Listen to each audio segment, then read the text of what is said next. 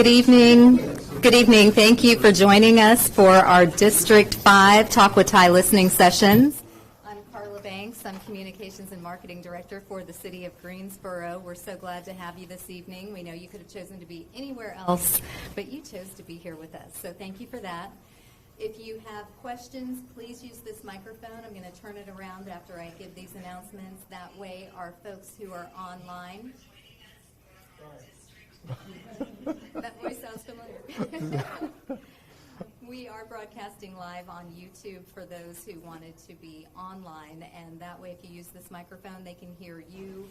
Those of you online, if you wouldn't mind using the chat, we'll take your questions from the chat and make you part of the discussion. And if you have more than one question, if you wouldn't mind doing one question, let another person go, and then we'll come back around to your additional questions. And we should have plenty of time to get to all of your questions this evening. If for whatever reason we don't, feel free to email those, and we'll get those answers to you later via email. So at this time, I will turn it over to City Manager Taiwo Jaiyeoba. Thank you, Carol. I appreciate that. Good evening, everyone. Yeah, it's good to be here. But before I do anything at all, I want to recognize Councilwoman Thumb. She's also my councilwoman. So the joke is that if I have complaints, he calls me. I go to her. So please, I'd like to not just recognize if you have anything to say tonight. I appreciate hearing from you. I just want to welcome everybody to the event. Some of you I know, some of you, sir, I don't know you, sir. I look forward to meeting you all after the event. But I'm glad you're here. Please feel free to, discuss, to bring up any topics you want. This is an open event, and make yourselves at home. Great, thank you so much. So I started about 10 months ago, and at that time I was visiting every council district. I think I did 2 visits per council district. But we wanted to make sure that the elections were over and then come back out again. I had promised at that point in time that I would come back in the fall to kind of give you a sense of what we've been doing and where we're headed, but also to hear again from you. In another 8 months, we're going to get into the budget discussions. Once again, it will be good to at least get some input from you. So this is the 4th listening session. I think we have one more to do this week, and then we will be back again. So Councilwoman Thumb said it's open discussion, and any topic that comes to mind, please feel free. But I have also put some things here that I thought might guide our conversations tonight. You are not limited to these topics. These are just things that I thought residents and businesses in District 5 may be interested in knowing more about. We can always dig into the details of this. So I will start with public safety data. When you read the news, sometimes you often say, oh yeah, crime is getting worse, and this is happening and that is happening. And that may be true because perception is reality. But when you look at what we have, this is a crime hotspot for 2022. So it shows 4 districts there, but those are police districts. They are not the same as council 5 districts. So, for example, it's District 1, 2, 3, 4. So we're somewhere in District 5, we're somewhere around here. But you will notice that while there's a lot of, anything you see in red shows you it's really bad. And that's what you see mostly in Districts 1 and Council Districts 1 and 2. But when you are getting close to District 5, 4, it's still some crime, but it's not as, the heat map doesn't show it's really as bad. Now, when you look at our city generally overall over a 5-year period in terms of trend, violent crime has actually gone down, at least as at November 1st, generally overall. And in every category, this is not easy to see, but this is aggravated assault. In 2021, that was 526. In 2022, November 1st, that's 422. This here is also aggravated assault and different category of definition, and that's kind of also gone down tremendously in terms of 261. When you come to all other in terms of shooting into occupied property, you really maybe not such a huge shift between 2021 and 2022, but it's still going on a downward trend. And the same thing goes for your what we call the I think is homicide and murder. If you live in any of these districts 1 and 2, that number obviously will be different. In districts 1 and 2, I think that number has gone up by about 110% or so. But overall, citywide, it has gone down. And when you look at this, it's clear and easier to see.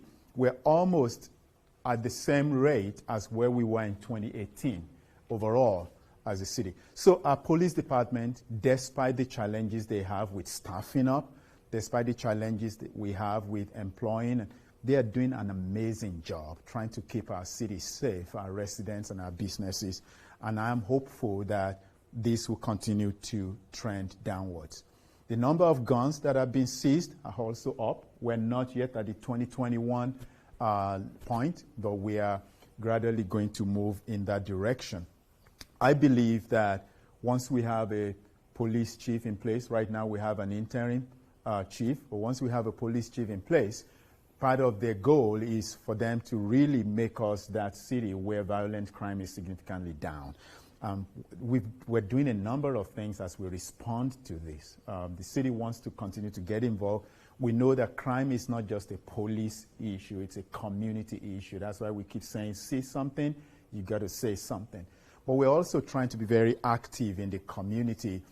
So we've got a lot of opportunities, whether it's really getting our young people to be more engaged, to be more productive in terms of former Chief James started this jobs program for young people that we continue to build on. 520 some jobs when this started 2 years ago. Last year, I think we got almost 500. We're hopeful that this coming year, that will go up again.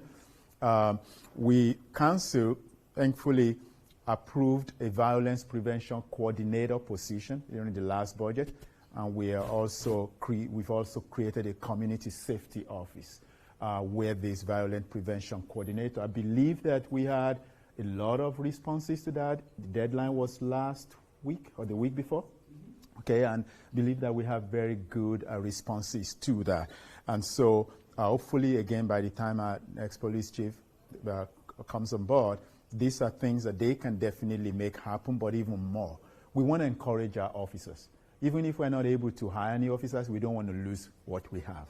And so it's very important that we continue to provide incentives for patrol officers, but it's also important that we encourage those who actually want to join police to see it as a place where they can actually, they can make it a career for the rest of their life. So that's what we're doing where public safety is concerned. So if you could put a pin in there, we'll come back if you have specific questions.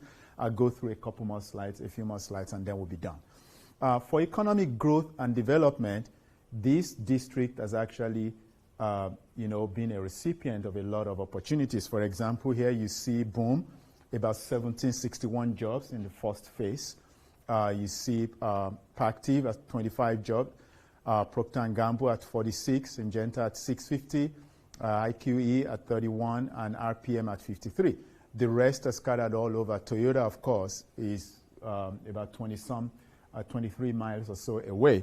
But District 5 is where we have the airport, but it's also, we can understand why some of the companies are located close enough for logistics purposes. So I really think that what happens with this is the jobs are here. How do we get there, and what kind of housing product do we need to make sure we have in this district for people who are working there to be able to get close enough to work? So see here, this is our capital improvements program. It's very hard to see, but each one of these orange dots represents either an investment in parks and recreation facility or road improvements or transportation general improvements.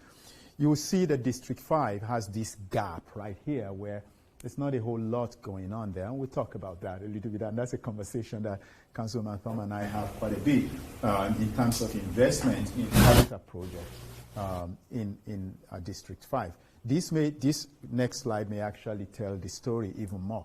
This is a capital investment overview between 2016 and 2022, generally for the entire city, but you can see there's a major shift here in that there's only 2 capital improvements program in this district. That's something we have to fix. And it will be good to hear from this district. I always say to Councilwoman Thumb, District 5 residents don't often complain. That's good, but I like to hear from you too. Exactly. Don't complain to me. But I like to hear from you as well, especially as we're talking about our capital improvement program over the next few years. So those 2 are also significant. Obviously, Griffin Community Park, we did about $500,000 of phase 2 improvements. We have, I think, hard copy of this document in the back, so you can actually have it with you. And we have our Deputy Director of Parks and Recreation who is with us also tonight if there are specific questions. But I really believe that we should be having a conversation around this. One other conversation you may have is with the Balinga Road, where we, right? That took us, yeah, Balinga, yes. So the plan is to complete at end of this year, December of this year. Hopefully temperature holds and we don't have a lot of rain. But December 23rd is specifically what I've been told. Christmas gift. Hopefully you can put a bow on it. But it's taken a while. I know it started April 2021. It's not normal that we will take this long to do, but because of shortage of materials, post-COVID situation in terms of supply chain, that's kind of created the delay. Overall, the project itself will cost about $2.9 million by the time it's done. We spent just a little over $1 million doing that, but I've been told that if the weather holds and we don't have too much change, we will be done by the end of the year. So finally, because it was like this when I came last time for the listening session, it was just like that, yeah. And so, and somebody got lost on there tonight while they were driving here. I won't mention her name. But I do know the challenge that comes with that, and I know that people would like to see that happen sooner rather than later. So again, I wanted to just kind of present that briefly. That doesn't limit the questions you may ask. I'll be happy to definitely answer any questions that you may have. Okay. Please be sure to use the microphone. Yes, please. And if you will introduce yourself as well. I know you all aren't shy, because I know you all, so. So please feel free. Even if I've covered it, I can provide a little bit more details if needed. I just have a general question. Yes, ma'am. I don't want to go to the microphone to ask this. Tana, it's really sort of direct. I think they're recording it, and especially for people. Don't take it off. Yes. I don't want this to be my big question. But as you talk about District 5, you know, at the northernmost part, we have the Cardinal, and at the southernmost part, we have Grandover. We have, you know, 2 very affluent areas, north and south. But in between, we have a lot of need, just plain poverty.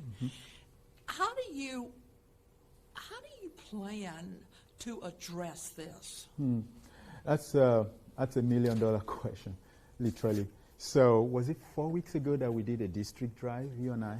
Yeah. And so we did a drive through the district, and we found out quickly that 2 hours wasn't enough. Was it 2 hours? Was just not enough. We just covered, was just a portion of the district that we covered. Because we were looking at all these areas, both affluent and areas where we have challenges. We looked at corridors. We zoned in on incidents of panhandling, even people just pushing shopping carts and leaving them on the side of the road, concentration of hotels, motels in certain areas. So you are right. There is that gap that seems like it's not affluent. It's not extremely poor either, but it's just very... it's not equitable. Let's just put it that way.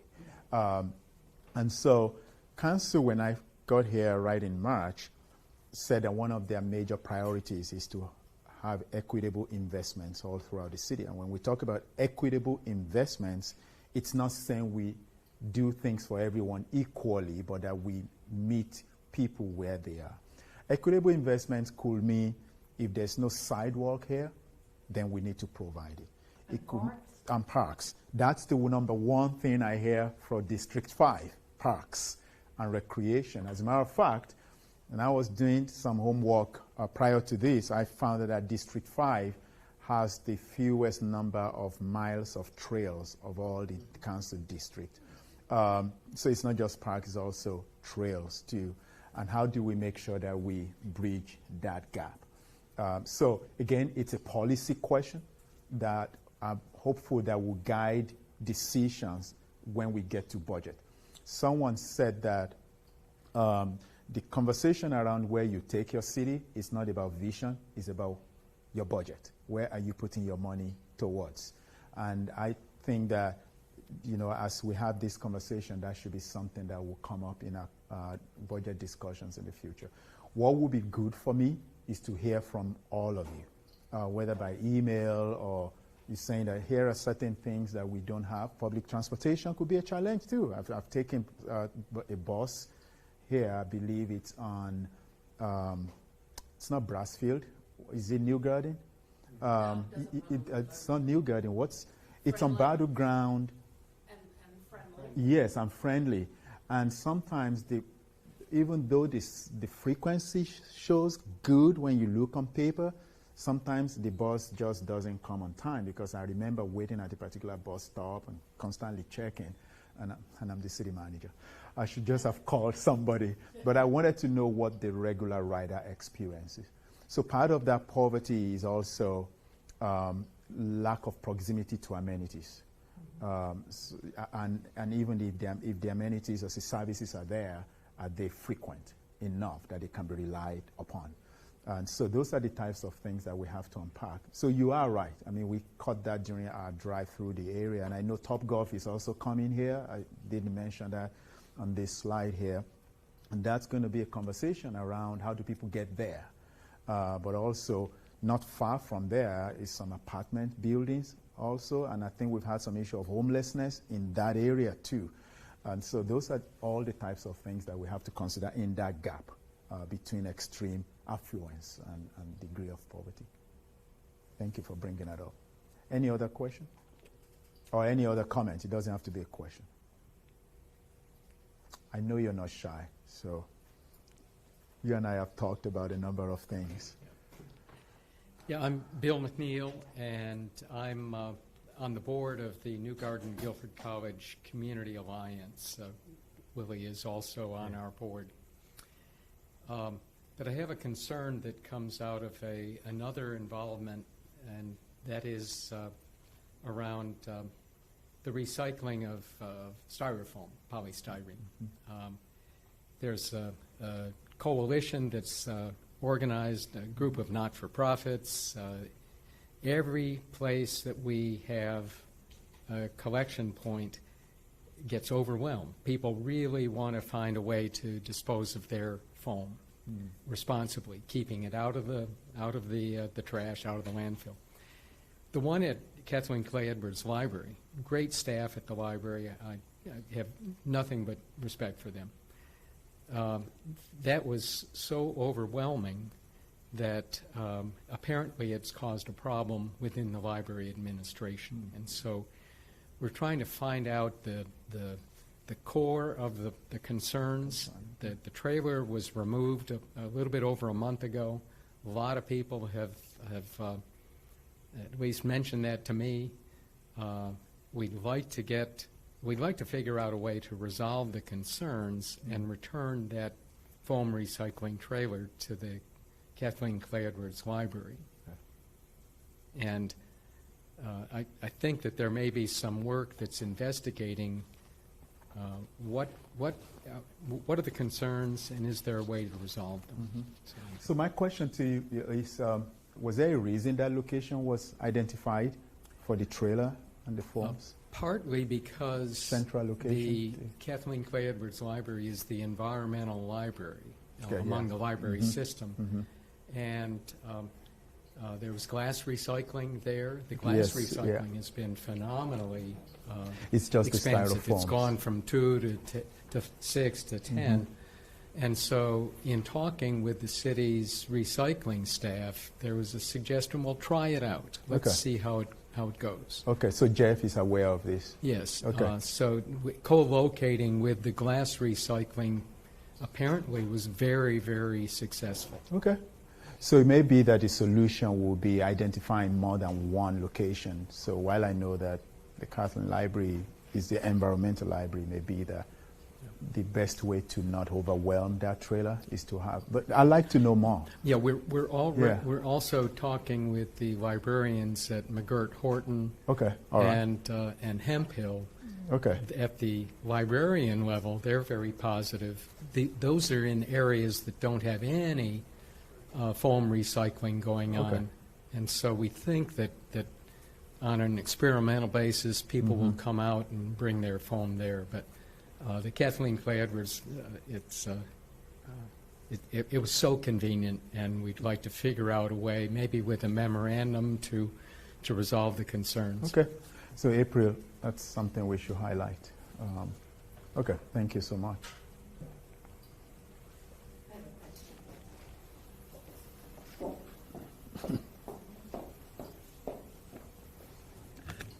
So one of our online viewers wants to know, when will the new chief of police start? Yesterday.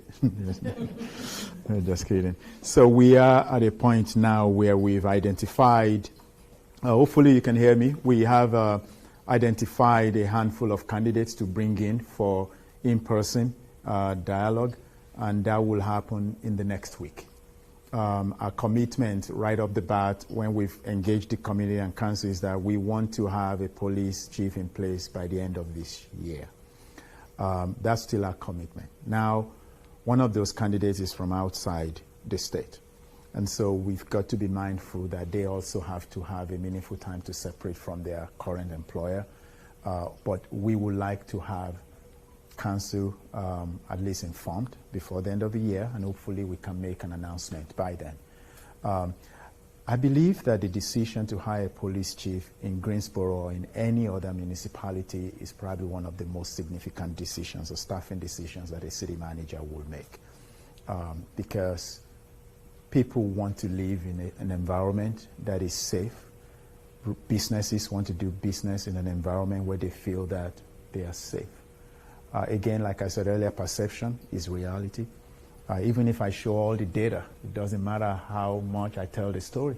If someone feels that someone was shot next door to them, within the space of a week, crime data doesn't matter because it becomes personal. And so making this decision will be very deliberate. It will be also with the community in mind. But in our engagement with the different candidates that we've looked at so far, understanding their ability to be creative, to be innovative when it comes to crime prevention, and being proactive when it comes to violence reduction is absolutely top in our minds. So I'm hopeful that by the end of the year, we will have an announcement to make. Okay, good question on that. Welcome. Another online question. Okay. I want to just repeat it in your Okay, name yeah. so we can hear. I understand the city is working to get abandoned shopping carts off the city streets. Can you talk about those efforts and what is being done about the issue? Oh, another good question. So we've got a lot of abandoned shopping carts. Some have tags, some don't have tags. I think the city usually picks them up on our own. We pick them up, so at a cost to the city. But because the same people who pick up these shopping carts are also the people who move your recycling bins and your trash cans, we're pretty much diverting their attention. And by the way, they also pick up the loose leaf bags too. And so we're literally diverting their attention to this. So the conversation, I think the last, maybe Councilwoman Thom can actually speak to this more eloquently than myself, but the last conversation we had, because she's a champion of this, was it 4 weeks ago with the businesses, with the state? Just a couple weeks A ago. couple weeks ago. So I think we left it that they will come back to us early in the year with some ideas. Basically what we've said is we've set up so that we did not find the local store management very responsive. Mm-hmm.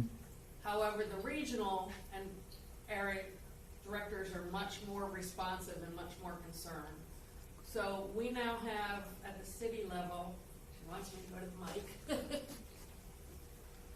We now have at the city level, all the regional directors' phone numbers for all the major big box stores.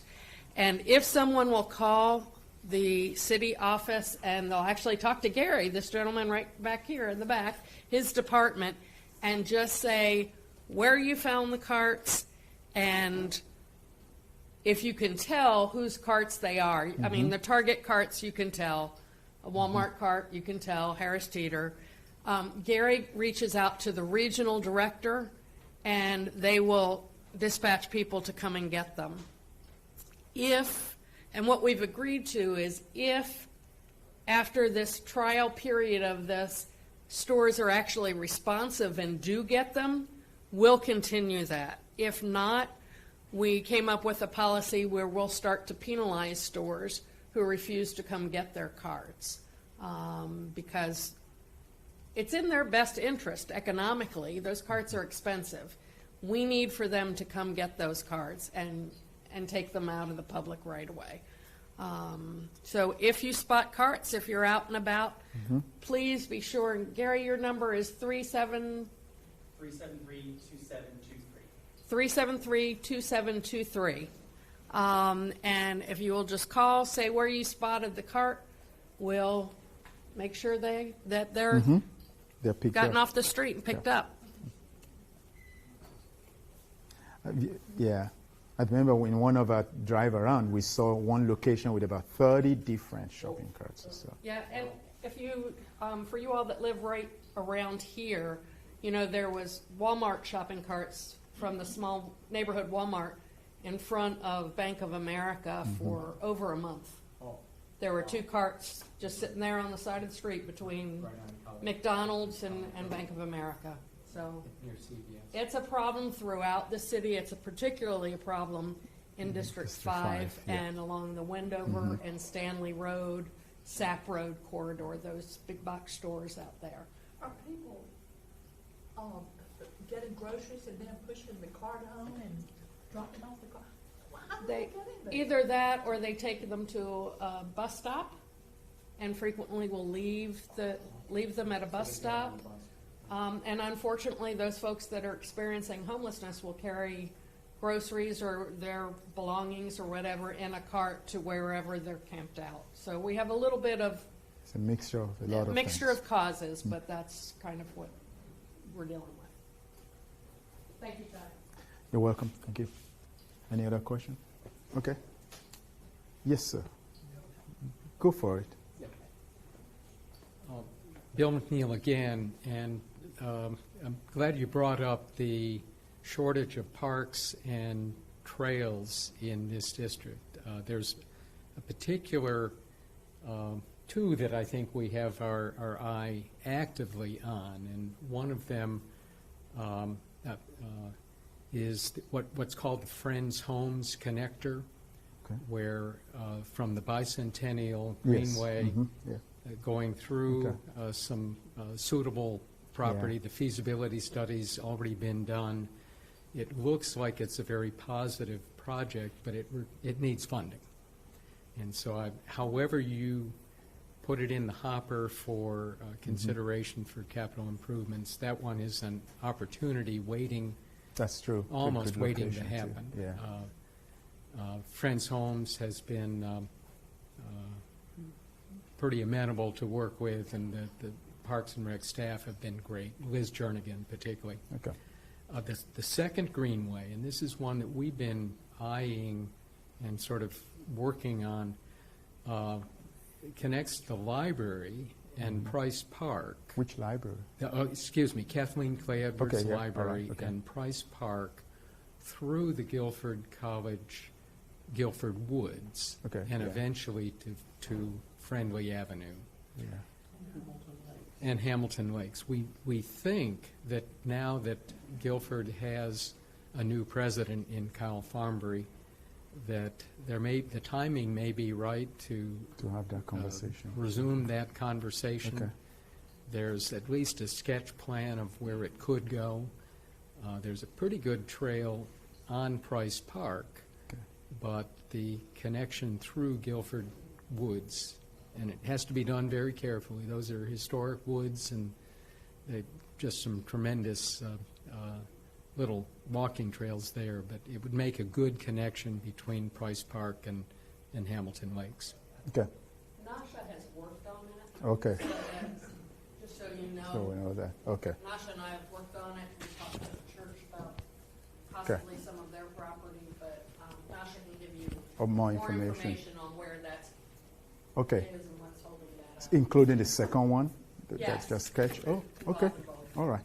That's good.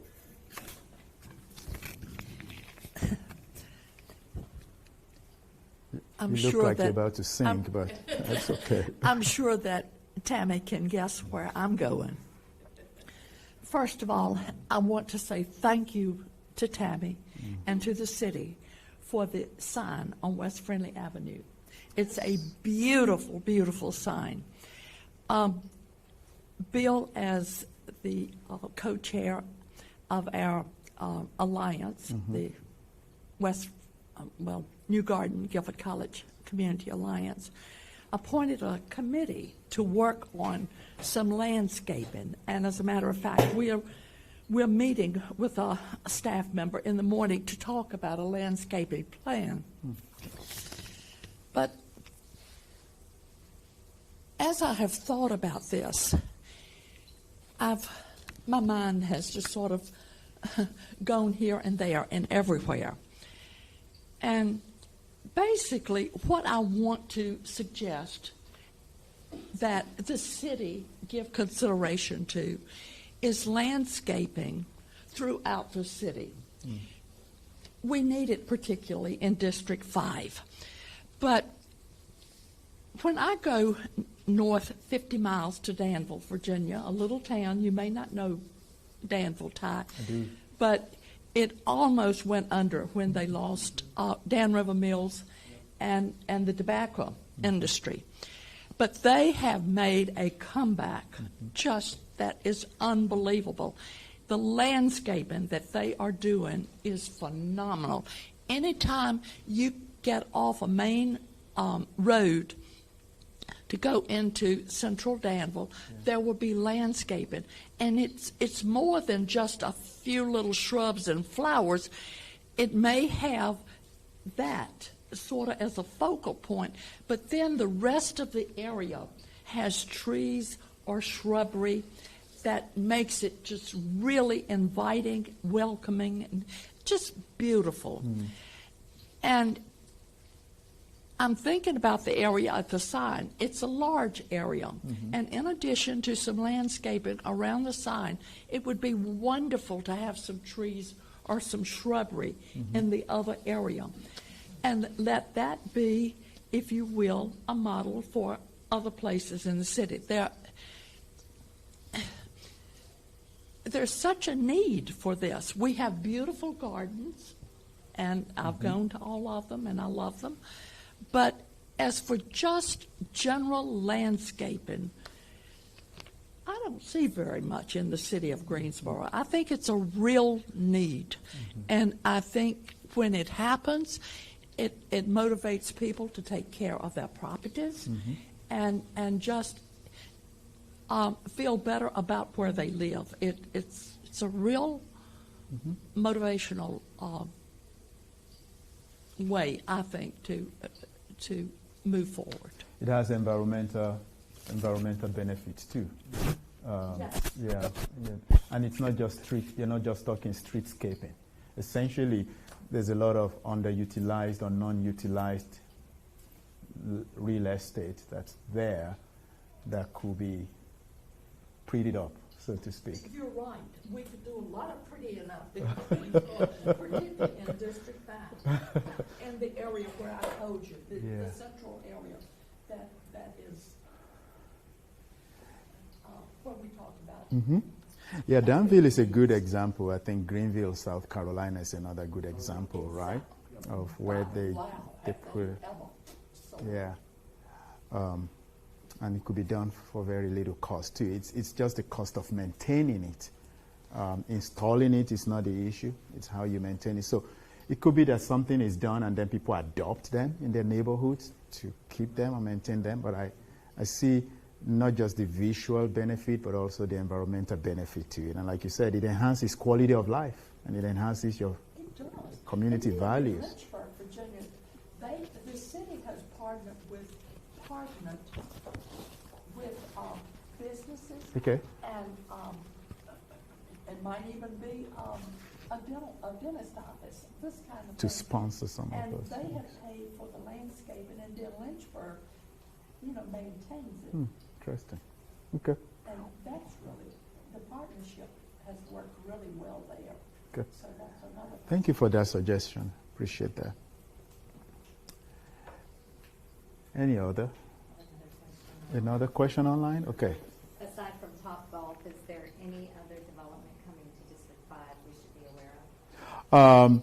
At this point, is there any other business coming to District 5 apart from Top Golf that we know of?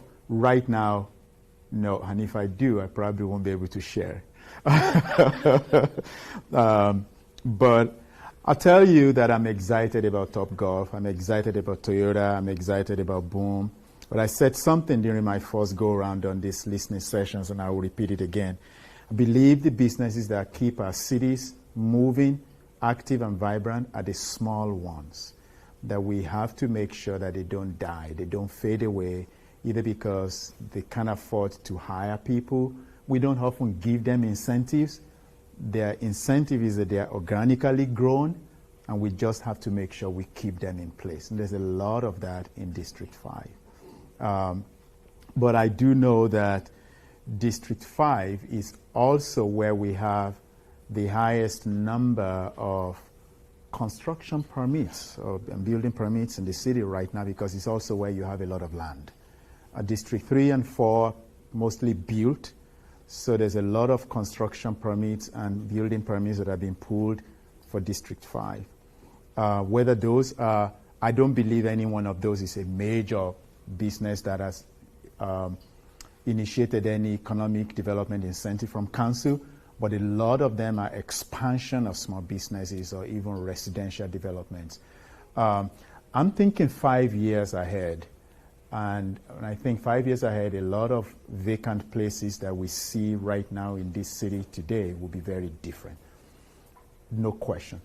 The challenge for us will be, can we do it in a smart way so that it does not become a very chaotic development? I don't know if it was you, April, I was sharing this with you today as I drove through Providence Road in Charlotte over the weekend. It hit me that I've only left in 10 months, but the number of developments on Providence Road was shocking to me. I mean, it's incredible. And they're not even open yet. And they're apartments and businesses, and I worry that the day they open, the volume of traffic on Providence will probably diminish the quality of life of people who live along that stretch as you go uptown Charlotte. I admire that and I love it. I love growth and I love development. It's a sign of life. But I worry if it results in diminished quality of life for residents who have made this district their home for so long. So if we know it's coming, my hope is that, well, hope is not a strategy. So if we know it's coming, the plan is to start planning today to make sure that the impact will not result in people moving out or deciding that they don't want to stay again because their quality of life has been affected. So it's very important that we, as I look at this dashboard and I'm looking at all these construction permits and building permits, that's the alarm bell in my head, that it's a lot of them. And what does that do to traffic? What does that do to schools, parks and recreation, housing, affordable housing? And so that's why I keep saying that it's a system. You affect one, everything else is affected. And so planning for this has to be done not in isolation, but looking at everything together so that 5 years from now, when we look back, we feel that we've built not a development, but a city and done it in a smart way. And by the way, Charlotte is not alone. I was in Atlanta not too long ago and realized places that I used to know, I really couldn't even recognize some of these places again. I mean, because it's incredible, the housing, and, you know, it's just amazing. Again, we want that, but we don't want it in a chaotic way. We just want it in a smarter way. So I know when people say we don't want to be like Atlanta, I know what that means. Mm-hmm. We don't want to be stuck in traffic and all of that. Okay. Any other questions for me? Or, again, comments or ideas as we go towards the end of the year? One of the things that I am thinking that I'd like to do, I had this conversation with our GCS superintendent, I think the week before, that I'd like to do a town hall with her in 2023 to talk about schools, growth and development. Because there are questions that she may not be able to answer because they are in the city's purview. And when I go out, I get a lot of schools-related questions that I can't answer. I like to think of doing the same thing with the incoming police chief, whether it's an internet candidate or someone from outside.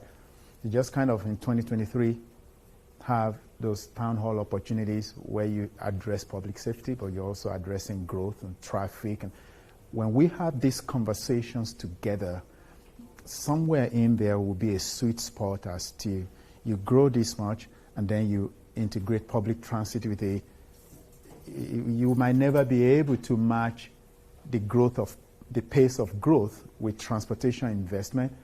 But if you had different things into transportation, give people choices.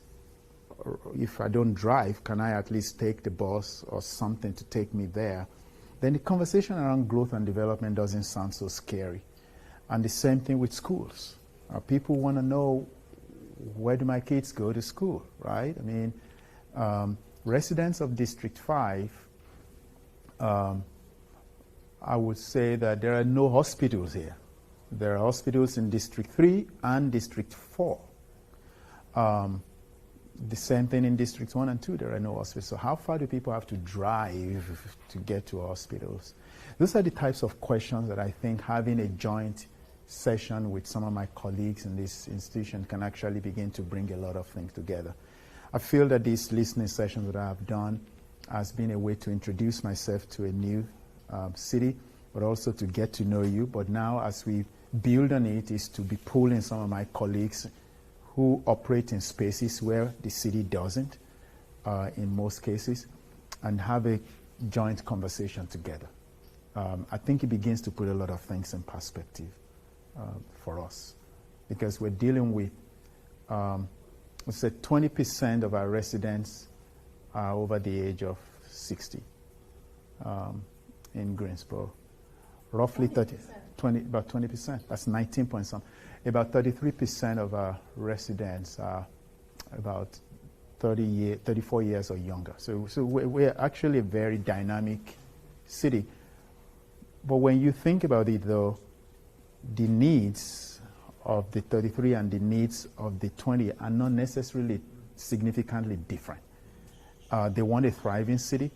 They want a city where people can go to school, can play, can recreate, can walk, can go home, you know, and have choices getting home, getting to work from home. And so we have 7 colleges, right? And how do we keep them here? So these are all the things that really, you know, impact how a city functions and how a city thrives. And often the city organization itself is not in that space. We don't manage a college, we don't manage a university, we don't manage a hospital. I don't want to say they are outside our control, but we do impact the work they do, and what they do impact us. So having a joint conversation like that going forward will really be able to address a lot of our residents' questions. I don't know what you all think about that, but I think that's something that we can be working on as we get into 2023. May I make one other comment? Please. Hold on. I don't need to talk. This year, as a part of participatory budgeting, Yes. all 5 districts approved that I think it's called a scan be made of different neighborhoods. Environmental scan. An environmental scan, Yes. thank you, be made to determine if what neighborhoods might qualify for community heritage designation. Interesting. And so many of these neighborhoods, I think we're going to find are in predominantly African American communities or in white collar communities. A lot of history and heritage it can be found in this city. And I certainly hope that the council will fund this project, and the city, and I think it's the planning department that would be doing this, will move forward with doing this environmental scan. And let's see what we have out there that we're about to lose and should definitely preserve. Yeah, thank you. I can tell you that that's ongoing right now. I do know that the planning department is bringing a consultant on board to do that, to identify areas that could be that are significant in terms of heritage projects or properties or areas. And so, yeah, I think that's ongoing. I think that came after the PB conversation. And so, good. So we may want to credit you with that. It's near and dear to my heart. Yeah. It's important, I think, that we live in a city that has a lot of areas of historic significance. And sometimes tourists don't know this. And until we tell that story, and an environmental scan can do that for us. And I think it also has the possibility of really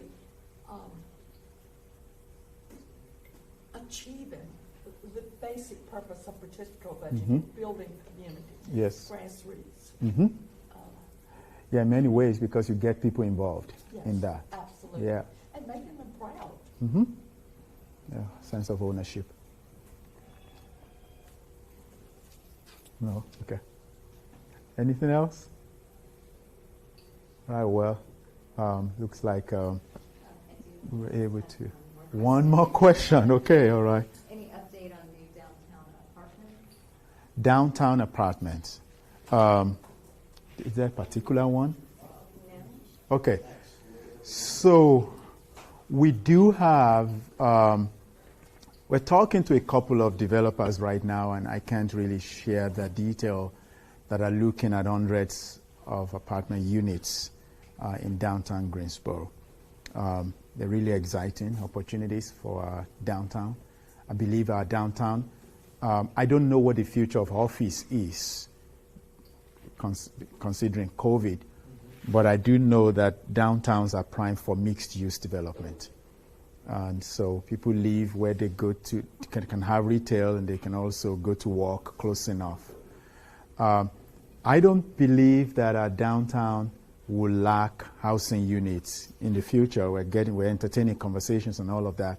However, there are two questions that I'd like to address as we entertain housing development proposals. One is, how many of those units will be affordable?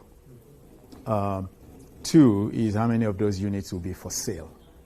Because again, renting is okay for some people. That's what they want to do, and that's a choice, and that's a good decision. But for some people, buying small footprint units is a way for them to finally get into wealth creation and wealth building. So fully is a conversation we can have with developers, but we do have interest from developers that are looking at our building housing. Last week, I believe the city council, I think was last week or the week before, approved $5 million towards affordable housing. The Community Foundation of Greater Greensboro Fund, that's significant. And out of the last American Rescue Plan funds, Council has approved $2.7 million also for affordable housing. We're looking at making additional recommendation to them with the remaining $31.9 million in American Rescue Plan funds. So hopefully this month of December, we'll make that recommendation to Council. So this Council has zoned in on affordable housing, and I believe that if we have developers proposing any, we need to be asking them what they can do also in that respect. And when we think affordable housing, I don't want us to just think of public housing. I don't want us to think of 50% of area median income. I want us to also think of our firefighters, our police officers, our nurses, our teachers, bus drivers, school bus drivers. I want us to think about that if your officers are living 30 miles outside of your city because they can't afford to live in your city, that's a problem for us. So how can we build enough that we build for a workforce that could be 80% of the area median income? So maybe they're not making 16,000, but people making 65,000 still struggle, to buy housing and to pay.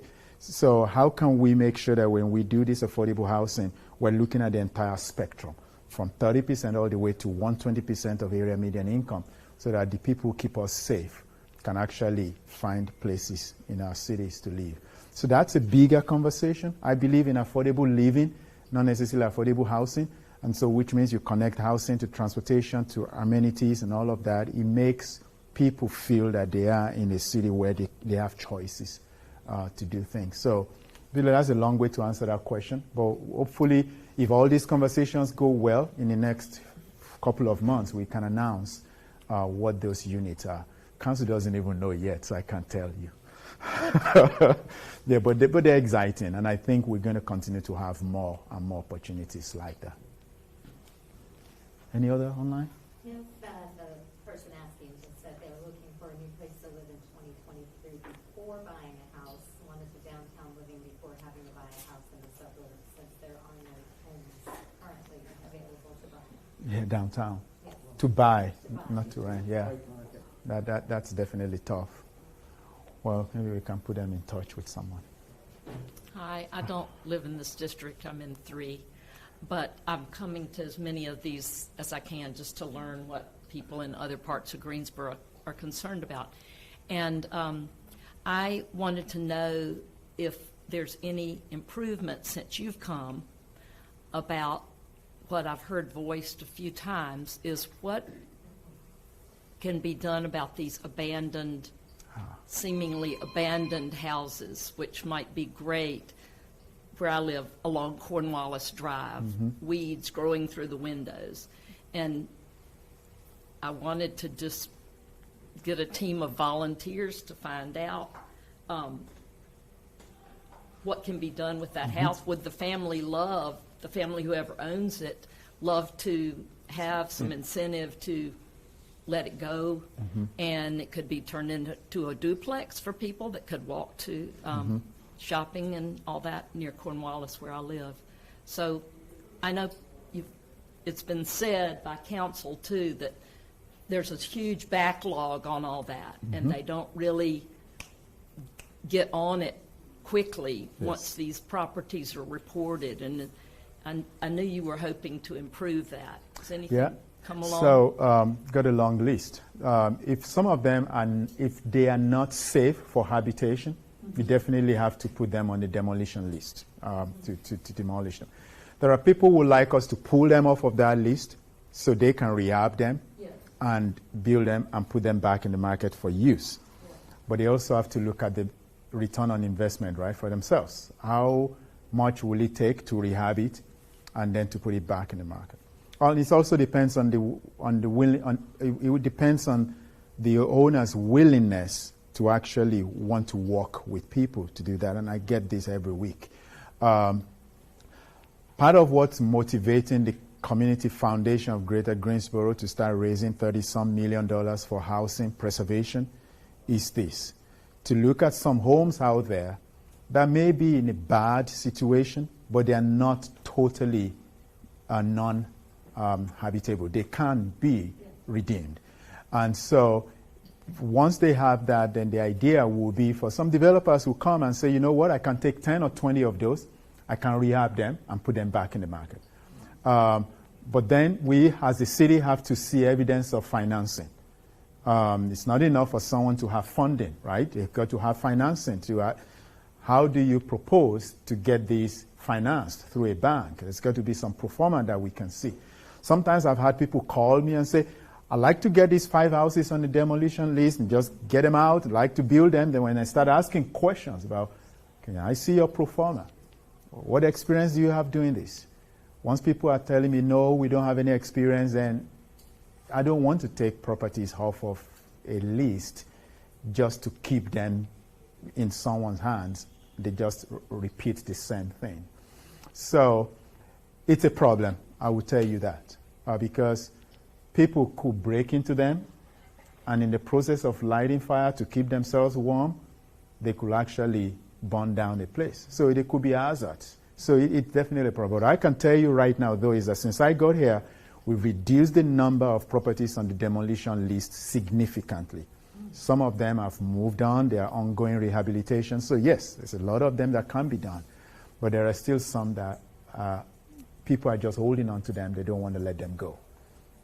The owners do not want to let them go. In one instance, I've been told of a particular property that's been like that for 20 years because the owner just will not come forward to make a deal with anyone. Again, it may be they want to keep it in the family, but the city has a responsibility at some point. Do we need to start?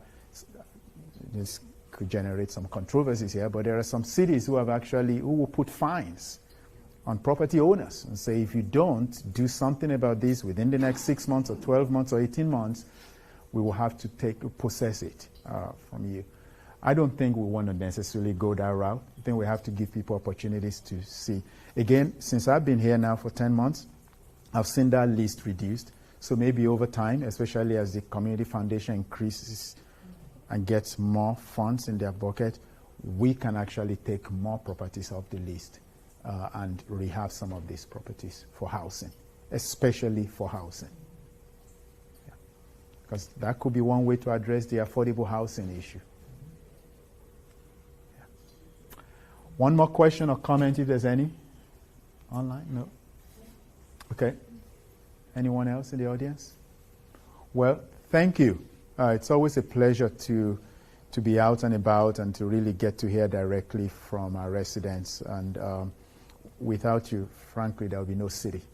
And so we really appreciate the opportunity to dialogue with you. I have one more coming on Wednesday.